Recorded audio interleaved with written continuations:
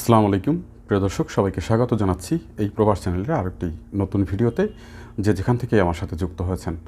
তো প্রিয় দর্শক, আজকে আপনাদেরকে সৌদি আরবের মিডিয়ায় প্রকাশিত প্রবাস রিলেটেড অত্যন্ত গুরুত্বপূর্ণ তিনটি সংবাদের বিস্তারিত আপনাদেরকে জানাবো। তো আশা করছি পুরো ভিডিও জুড়ে আমার সাথেই থাকবেন।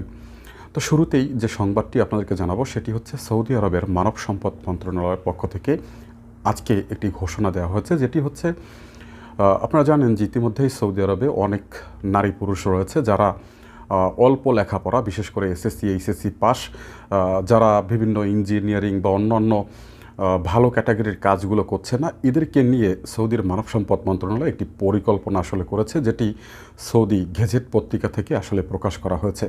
সেখানে জানানো হয়েছে যে এই ধরনের যে সকল নারী পুরুষ সৌদিতে বর্তমানে রয়েছে, এর মধ্য থেকে 17,000 নারী পুরুষকে সৌদি আরবে যে সকল সুপার শপগুলো রয়েছে সেই সুপার শপে নিয়োগ করে দেওয়া হবে।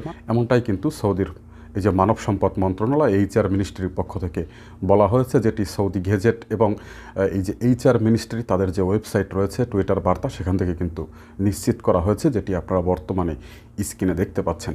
তো এই যে খাতগুলো, মানে এই সেক্টরগুলো, এখানে কিন্তু অনেক ধরনের প্রবাসীরাই কাজ করতো, বিশেষ করে বাংলাদেশি, ইন্ডিয়ান, পাকিস্তানি এবং আরও অন্যান্য দেশের প্রবাসীরা কিন্তু এই সকল সুপার শপগুলোতে কাজ করত। তো আশা করছি সংবাদটি কিন্তু অত্যন্ত একটি সতর্কমূলক সংবাদ, বিশেষ করে যারা এই সব কাজে বর্তমানে নিয়োজিত রয়েছেন। অবশ্যই তারা যেহেতু ঘোষণা করেছে যে 2021 সাল নাগাদ তারা এই সেক্টরে 17,000 সৌদি যুবক যুবতী সেখানে সেটেলমেন্ট করবে, মানে এই যে জবগুলো সেখানে তাদেরকে নিয়ে আসবে, এমনটাই কিন্তু ঘোষণা করেছে। তো সৌদি মিনিস্ট্রি যখনই যে ঘোষণাটা করে সেটাকে কিন্তু তারা বাস্তবায়ন করে ছাড়ে। তো প্রিয় দর্শক, আজকের পাওয়া দ্বিতীয় নম্বর গুরুত্বপূর্ণ সংবাদটি হচ্ছে সৌদি আরবের হাইল পুলিশ এক ইউথোপিয়ান নাগরিককে আটক করেছে, যার কাছে আটকের সময় 2500 পিস সিম কার্ড পাওয়া গেছে, যেগুলো বিভিন্ন নামে বেনামে রেজিস্টার করে তিনি বিক্রি করার চেষ্টা করেছিলেন। এবং এই যে পুলিশের মুখপাত্র আটকের পরে কিন্তু বিবৃতিতে জানিয়েছে টুইটার বার্তার মাধ্যমে যে এই অপরাধের সাথে তিনি এর আগেও যুক্ত ছিল এবং এই ধরনের অপরাধ যারা করবে তাদেরকে কিন্তু কোনোভাবেই ছাড় দেওয়া হবে না। তো সর্বোপরি আসলে মূলত এই সংবাদটি আপনাদেরকে জানানোর মূল কারণ হচ্ছে এখনও কিন্তু অনেকেই আসলে মূলত অসচেতন, যারা বিভিন্ন রাস্তায় ঘাটে অনেক জায়গায় খোলামেলা জায়গা থেকে সিম কার্ড কিনে থাকেন। বিশেষ করে এই বিষয়গুলো কিন্তু আপনারা নিজেরা নিজেদের বিপদ ডেকে আনছেন, কারণ এই সিম কার্ডগুলো হয়তো অন্য কারোর নামে বা বিভিন্ন ভুলভাল কায়দায় আসলে মূলত রেজিস্টার করা, যেগুলো যদি আপনি ব্যবহার করতে যান যে কোনো সময় কোনো ধরনের বিপদের সম্মুখীন হতে পারেন। হয়তোবা এই সিম কার্ডগুলো কোনো অপরাধীরা ব্যবহার করেছিল বা কোনো অপরাধী ব্যবহার করছে আপনার নামে রেজিস্টার করার পরে।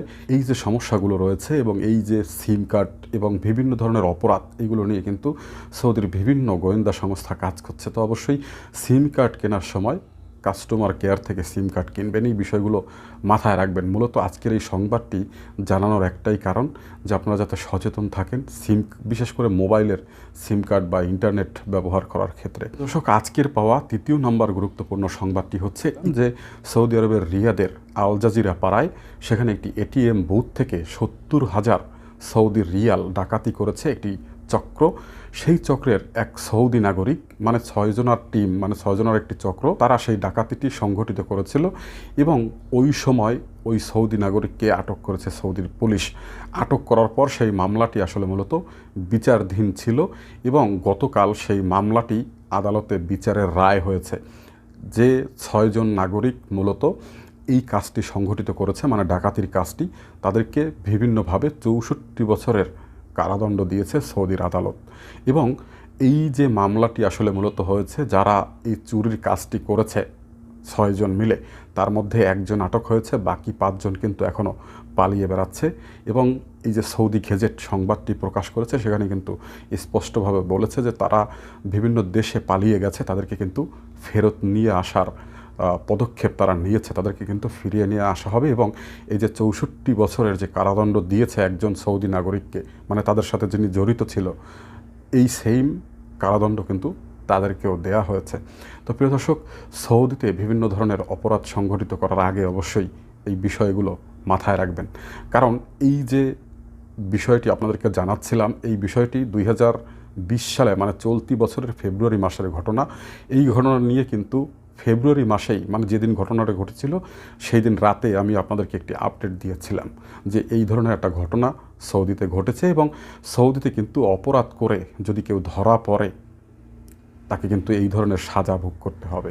অবশ্যই এই বিষয়গুলো মাথায় রাখবেন যাতে আপনাদের আমাদের কারোর কারণেই বাংলাদেশিরা সৌদিতে কাজ করছে তারা কেউ ক্ষতিগ্রস্ত না হয়। তো প্রিয় দর্শক, এই ছিল আজকের মূলত সৌদি আরবের পাওয়া অত্যন্ত গুরুত্বপূর্ণ 3টি সংবাদের বিস্তারিত তথ্যগুলো। যদি আপনার কাছে গুরুত্বপূর্ণ মনে হয়ে থাকে অবশ্যই শেয়ার করে সবাইকে পৌঁছে দেবেন।